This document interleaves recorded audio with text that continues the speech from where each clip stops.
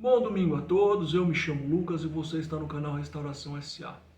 E gente, hoje, como eu havia dito, eu vou retomar os vídeos sobre investimentos. O que eu percebo? Que a maioria dos canais que fala de investimento, esses canais grandes, conhecidos, eles passam, por exemplo, num vídeo, assim, taxa Selic, e põe uma imagenzinha na tela do que é e já sai falando por cima. Só que assim, o objetivo desse vídeo é, sem muita firula, sem muito termo difícil, eu passar alguns conceitos econômicos extremamente básicos, porque eu acho que sem isso é difícil você entender o resto, entendeu? Eu vejo poucos vídeos explicando devagar e com calma o que é cada coisa. Antes de você começar a comprar ações, fundos imobiliários, mexer com opções, qualquer coisa assim, você tem que entender coisas mais básicas iniciais, como por exemplo os princípios econômicos, o que é oferta e demanda. Eu vou começar bem no começo nesse vídeo, aí eu vou ver conforme for, eu faço uma série, tá? É que eu vou ter um tempo limitado hoje para gravar, então eu vou falar a primeira parte. Então, lei da oferta e da demanda, ou da oferta e da procura. O que isso significa? Vamos pegar um exemplo.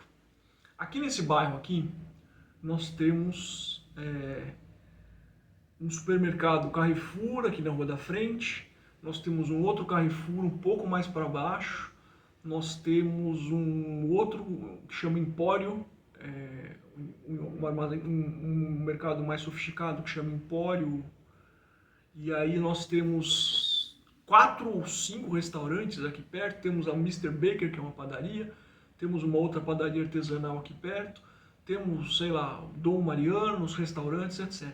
Em todos esses lugares, temos algumas padocas mais simples, restaurante frutaria também. Em todos esses restaurantes aqui do bairro, vendem garrafas de água, certo? Existe uma grande demanda por água? Nem tanto, porque aqui é um bairro residencial, então a grande maioria das pessoas, elas consomem água em casa, mas tem muita gente que trabalha no bairro também. Então existe uma demanda alta, não gigantesca, só que a oferta é ainda maior. Você vai no mercado, raramente aqui você vai ver só faltando água. Então, essa garrafa de água, que tem uma oferta grande e uma demanda média, digamos assim, ela tem um preço, certo? Agora, vamos imaginar que você está no Oriente Médio, numa vila do Oriente Médio, uma cidade de média para pequena, e que teve uma tempestade no deserto que interrompeu o fornecimento de água, comunicações, etc. Então todo mundo está com pouca água e está racionando água e está um baita de um calor. Você imagina, chega um caminhão, daqueles caminhões com isolamento, e eles te oferecem para vender uma garrafa de água geladinha. E detalhe, como é uma vila, as casas são longe uma da outra, então não dá para eles simplesmente atacarem o caminhão no desespero. Quanto que vai valer aquela mesma garrafa de água, a mesma, da mesma marca, sei lá, Minalba? Quanto que vai valer essa água lá no deserto, em que a demanda é gigantesca e a oferta é limitada? Vocês percebem? Quanto que vale um copo de água na Avenida Paulista e um copo de água no meio do deserto para uma pessoa que está morrendo de sede e está desesperada? Você percebe a importância dessa... Você tem que entender esse conceito primeiro. Oferta e demanda. Não é só quanto maior a oferta, tem muita oferta, cai o preço. É a estrutura da oferta e da demanda num contexto sempre. Mas vamos primeiro para a regra.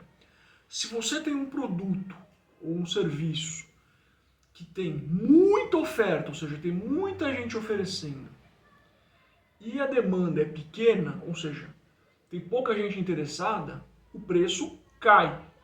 Por quê? Vamos supor, quem comprou aquele produto e está em estoque, ele tem que girar o capital dele, entendeu? Ele tem que desovar aqueles produtos antigos para receber novo. Então, como tem pouco interesse no produto naquele momento em que a demanda é grande, principalmente se é um bem fungível, ou seja, uma coisa mais simples, o preço cai, ok? O contrário, você tem pouquíssima oferta, então diamantes vermelhos. Descobriram diamantes vermelhos no mundo. Tem 6 diamantes vermelhos. A demanda do público de alto padrão, apesar de ser um público pequeno, é uma demanda gigantesca. Então o preço vai lá nas alturas. Quanto mais escasso é um bem, mais raro de conseguir, maior é o preço. Então nós temos de um lado sempre oferta e demanda. E elas vão se balanceando ao longo do tempo. Mas tem casos em que a oferta é pequena, ou seja, sei lá, um produto bioquímico, e que a demanda também é pequena, mas isso não equilibra o preço. Pela especialidade do produto, pela especialidade desses caras, tem só 3 caras que tem que comprar, e eles são multibilionários, isso vai fazer o preço também subir. Porque vai ter um leilão de um pequeno oligopólio, de um grupo só que pode controlar aquele mercado, entendeu? Por isso que eu falo que o contexto é importante. Mas primeiro você tem que entender a regra geral, oferta e demanda.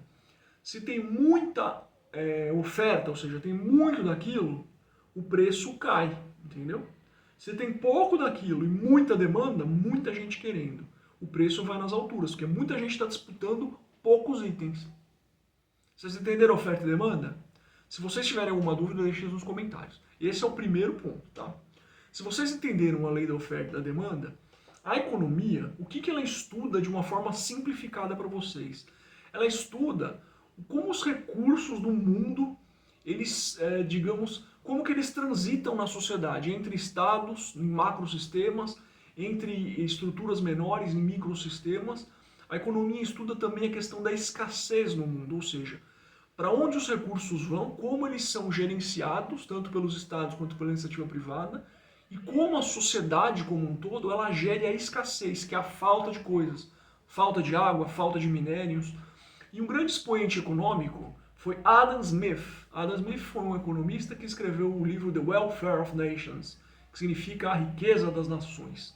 E nesse livro, ele trabalha muito um conceito que foi muito valorizado depois, e hoje é muito valorizado no mundo dos acadêmicos, principalmente de quem gosta do liberalismo, da mão invisível do mercado. O que seria a mão invisível do mercado? O Estado não precisa interferir no mercado. Por quê? Essa oferta e a demanda, o próprio mercado se autorregula, fazendo os preços serem os mais justos para os consumidores. Levando essa tese um pouco mais ao extremo, muita gente, principalmente quem é libertário, acredita que a interferência do Estado é que faz a injustiça dos preços. Porque o Estado ele quer regular tanto que o empresário ele tem que subir os seus preços para sobreviver em relação àquela regulação, ou às vezes a uma regulação desordenada. Estou dando aqui um conceito bem básico, tá, gente? Tudo que eu estou falando, eu sempre quero ensinar a pescar. Você pode jogar no Google. Adam Smith, é S-M-I-T-H, Smith. Fala Smith no Brasil, se você não pronuncia. Adam Smith, com TH no final. Você vai ver a tese dele, você vai ver outras teses. Hoje em dia existem muitos livros que você pode baixar até de graça na internet. Pelo menos o primeiro e o segundo capítulo, para você ter uma noção conceitual. Bom, oferta e demanda, a mão invisível do mercado. Qual que é o contraponto a isso? Que é quem se opõe a essa questão de que o mercado ele pode se autorregular. Vamos imaginar uma coisa que se chama, tem até um caso que é St. Louis Railroad, é uma Essential Facility. O que é uma Essential Facility? Eu não queria falar em inglês, mas é que são termos que são usados, mas é uma facilidade essencial. Tem um caso específico nos Estados Unidos, putz, acho que não vão... Mas basicamente era uma rodovia que só ela podia transportar coisas essenciais. E queriam cobrar um preço abusivo. E aí teve uma discussão, o Estado podia intervir para que ela fornecesse para as pessoas. Mas vamos imaginar um outro mais básico ainda. Você mora numa cidade que só tem uma empresa que fornece água para todo mundo na cidade. É uma facilidade essencial.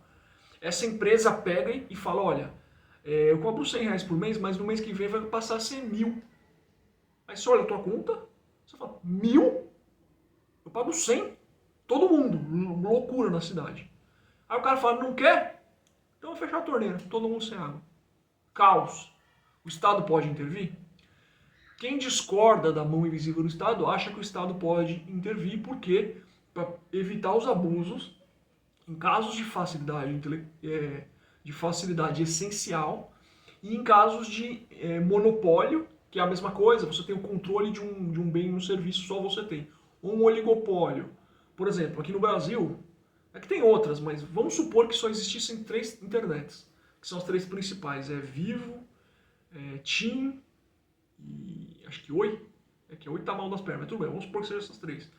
Vamos supor que as 3 juntas aumentem o seu preço, façam um preço igual. R$1.000 por mês, para você ter internet ilimitada, e só tem esse pacote, não tem outro. O brasileiro ficou viciado em internet. O brasileiro não tem condições de pagar R$1.000 por mês. 90% dos brasileiros em internet, tá? Eles fazem isso, eles combinam o preço. Se não existisse uma agência reguladora para regular isso, ele corta a internet de todo mundo. No desespero, e depois ia ter um problema mais sério, mas no desespero muita gente acaba pagando, porque não tem saída, entendeu? Quando não existia, pensa na Idade Média, não existia esses órgãos reguladores, o Estado, nada. Sei lá, o cara era fornecedor de carvão, tinha dois. Eles punham o preço do carvão bem alto e falavam, é isso, não quer? Morre de frio, entendeu? O carvão para você se esquentar no inverno, na Europa. Então quem faz o contraponto à mão invisível do mercado, basicamente é voltado para essas questões em que a liberdade total do empresário ou da empresa, do empreendedor, pode permitir abusos através de oligopólios, através de trustees, trusts, que é condutas anticompetitivas do mercado, fechar o mercado para fazer um monopólio, um oligopólio, ou através de abusos em relação a facilidades essenciais. Então, são alguns contra-argumentos mais fortes, mais básicos contra isso. É lógico que tanto quem fala que o Estado prejudica tem discussões mais aprofundadas e mais sofisticadas, quanto quem fala que o Estado é desnecessário. Os dois lados têm. Entendeu? Que o Estado é importante, que os dois lados têm, mas só para você ter um conceito básico aqui. Então, saiba que tem pessoas que defendem a mão invisível do Estado para regular a oferta e a demanda, e tem outras pessoas que entendem que o Estado regula a oferta e a demanda. Como o Estado, naturalmente, ele é imposto, você já nasce nele, se você nasceu no Brasil, você sabe que a oferta e a demanda são regulados. Bom, agora que você sabe um pouquinho sobre oferta e demanda e um pouquinho de economia, eu quero que você pesquise, tá? Não quero dar tudo mastigado. Vai pesquisar. Mas eu vou falar um pouquinho de 3 índices que eu vejo esses vídeos de investimento, os caras passam voando, você nem sabe o que é. Falar primeiro sobre taxa Selic. O que é a taxa Selic? Ou a taxa básica de juros. Até fiz uma colinha aqui que o nome dela eu não sei de cor. Mas Selic significa Sistema Especial de Liquidez e Custódia. Selic. Sistema Especial de Liquidez e Custódia. O que é liquidez? É quando você faz uma transferência financeira, você fecha. A liquidez é a capacidade de você fechar aquela operação. E a custódia é quanto dinheiro foi custodiado pelo sistema financeiro. Então, assim, o Banco Central do Brasil, que é o Bacen, certo? Através de um comitê, que é o Copom, que é o Comitê de Política Monetária. Então, quando você vê Selic, você já vai saber que é o Sistema Especial de Liquidação e Custódia. Ela foi criada pelo Bacen, que é o Banco Central do Brasil, em 1979, e existe um órgão dentro do banco, que é o Comitê de Política Monetária, ele é o Copom, que ele controla essa taxa. Ele decide se essa taxa básica de juros vai aumentar ou vai diminuir. Por que eu tive que explicar antes o que é oferta e demanda? Porque assim, vamos lá. Eu vou passar um outro conceito agora e a gente vai linkar a oferta e a demanda com esse conceito e a Selic. Imagina que, lembra da oferta e da demanda? Tem muito dinheiro sobrando. Tá todo mundo com muito dinheiro. Então tem muita oferta de dinheiro. O que acontece com o valor desse dinheiro? Ele cai. Então você vai precisar de mais dinheiro para comprar as coisas. Esse é o conceito básico de inflação.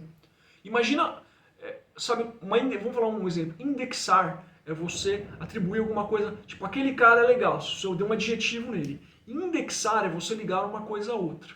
Então, quando você tem muito dinheiro e as coisas ficam muito caras, você precisa de mais dinheiro para comprar uma coisa que era mais simples, a sua inflação ela está alta e isso gera um índice também, entendeu? Você faz uma indexação para entender isso.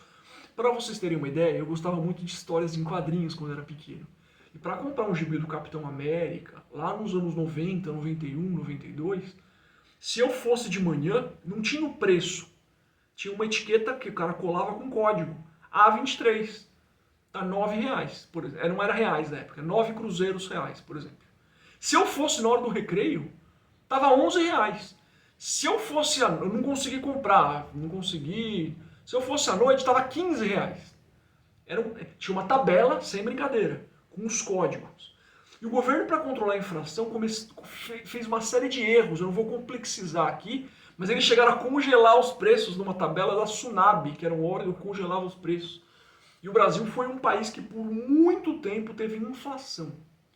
E essa inflação ela foi controlada através de uma política monetária, que criou um outro índice chamado Unidade Real de Valor, ou URV, para equilibrar essa estrutura de oferta e demanda, e depois se gerou o real. Lógico que teve outras medidas, diversas outras medidas foram tomadas, gastou-se milhões para equilibrar o câmbio também, e na época fixaram um câmbio irreal, que era R$ 1 por $1. Mas enfim, entenda que inflação é quando o seu dinheiro perde poder de compra. Por isso que na inflação, ao contrário do que estão dizendo aí os políticos, na inflação você perde muito. Tá? Você perde, as pessoas mais simples perdem muito. E qualquer pessoa, na verdade, inflação não é uma coisa legal. Mas quem perde mais é quem tem menos poder de compra, ok? Tem pessoas que são investidores que investem atrelado à inflação, etc. Por que eu estou falando tudo isso? Porque agora a gente vai fazer a comparação entre o índice da inflação e a taxa básica de juros, que é a Selic. Quando você tem uma taxa básica de juros baixa, você pode pegar empréstimos a preços mais baratos. Você pode montar empresas, empreender de uma forma mais barata. Porque se a taxa Selic está 1% ao mês, você pega um empréstimo a 1%.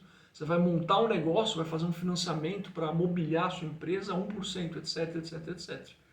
Com isso, as pessoas gastam mais, consomem mais, existe um índice para medir a inflação, até um índice meio esquisitinho, que é baseado em determinados preços de determinados produtos. Mas basicamente, quanto menor os juros, maior a chance da inflação subir.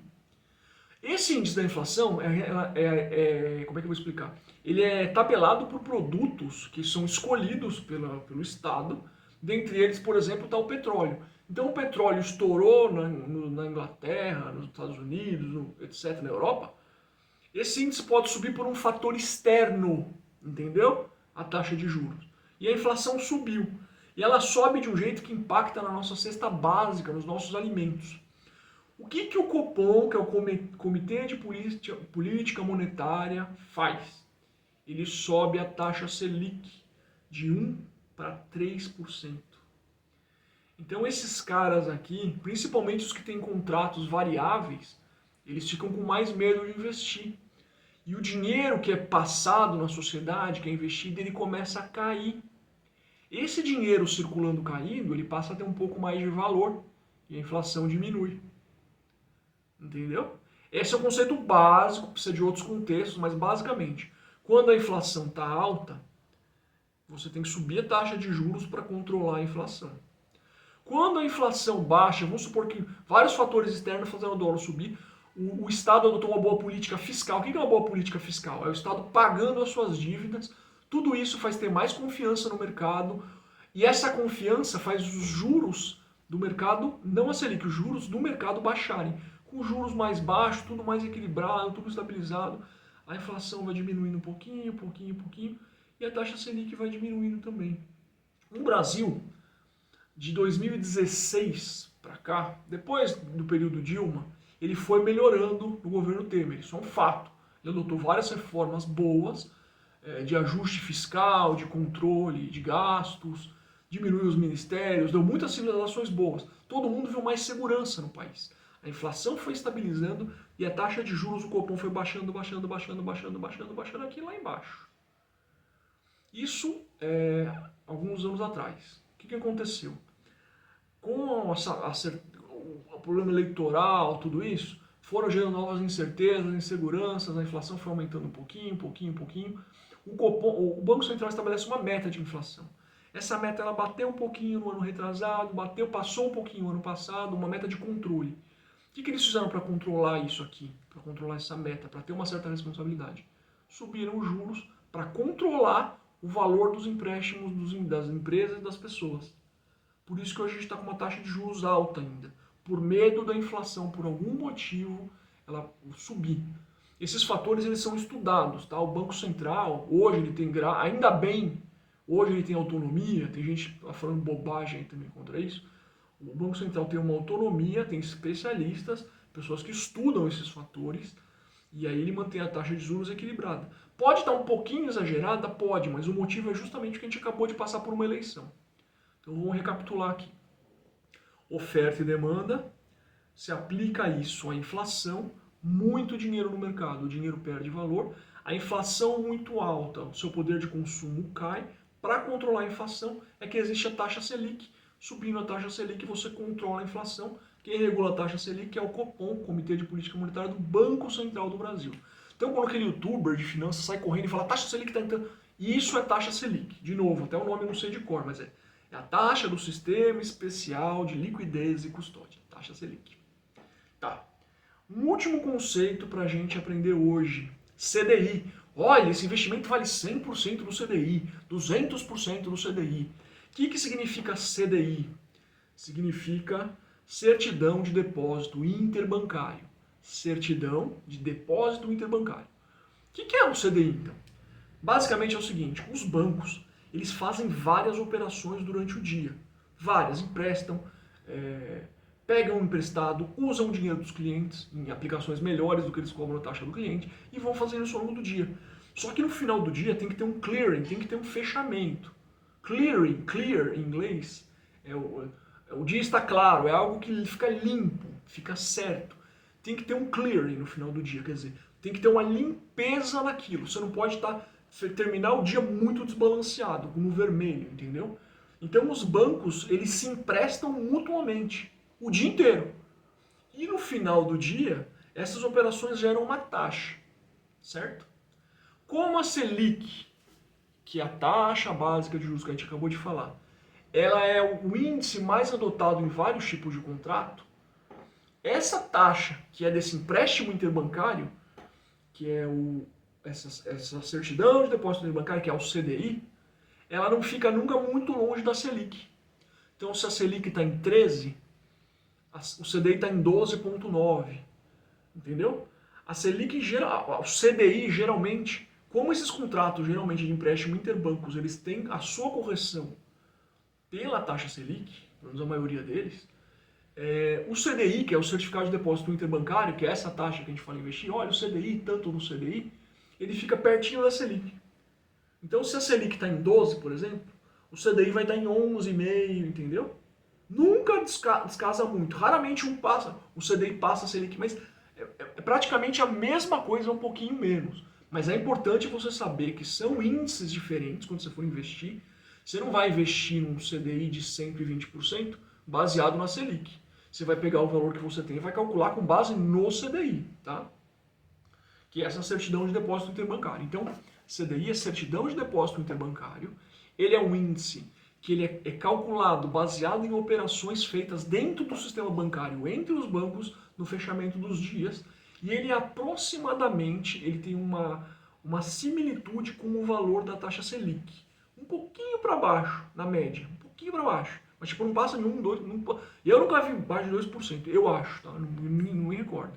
Então, isso aqui você aprendeu o que é oferta e demanda, você aprendeu um pouquinho do que é o conceito, do que os economistas estudam, do que é a mão invisível da economia, Adam Smith, Riqueza das Nações, The Welfare of Nations. Você aprendeu um pouquinho sobre o conceito do que é inflação, que é muito dinheiro desvalorizado. O oposto de inflação é deflação. É um país que tem pouco dinheiro, o dinheiro tem muito valor, mas isso também gera uma outra forma de escassez negativa. Mas vamos focar na inflação, que é o que está acontecendo no Brasil, tá? Você aprendeu um pouquinho sobre a Selic, que é a taxa básica de juros, que ela é aumentada para diminuir os investimentos no mercado, porque vai aumentar o custo do empréstimo, o custo do dinheiro, e vai controlar a inflação. Você aprendeu que o CDI é uma operação interbancária que gera uma outra taxa, mas que ela é próxima à Selic. Bom, eu fiz uma anotação aqui só para ver se tem mais alguma coisa. Não, acho que esses conceitos básicos. Assiste esse vídeo de novo, tem aquele negócio de velocidade. Eu tentei falar devagar, mas eu sei que eu falo rápido. Mas eu vejo as pessoas nesses vídeos de canais do YouTube falando muito mais rápido. Então você põe 0, tem um botãozinho de velocidade de reprodução, você põe 0,75, aí você anota o que é CDI, o que é Selic, o que é oferta, o que é demanda. É o básico do básico do básico. Você que está assistindo, fala, nossa, qualquer um. Não, tem muita gente que não sabe, gente. Tem muita gente que não sabe o básico. Entendeu? Por isso que o nome desse vídeo vai ser o básico para você começar a investir. Bom, espero que vocês tenham gostado. Um grande abraço a todos. Até o próximo domingo. E tchau. Eu só espero conseguir subir esse vídeo, que tá caindo uma chuva absurda. Se cair a internet, eu não sei se vai subir. Grande abraço.